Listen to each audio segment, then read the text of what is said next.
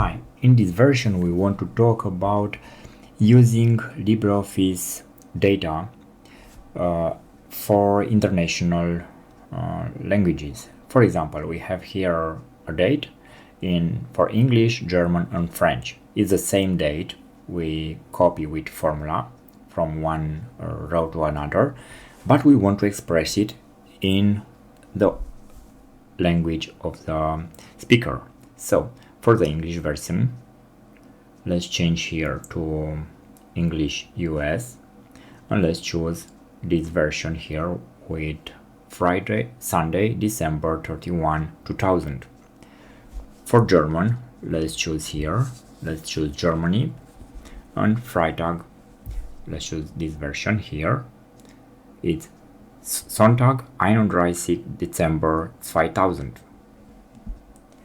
Okay. And now let's choose for French. We just click on date and we choose the language and the country and also the right format for us, Dimanche and so on. Okay, so we have for each language each own version in order to understand when will be the next meeting. When we change, let's change here 2001. This will be the next time when we will meet. So every date is changed accordingly with the language we choose. So this is a very useful way to use date in LibreOffice Calc. Let's change here to another format. If we, for example, for French, we could use another format,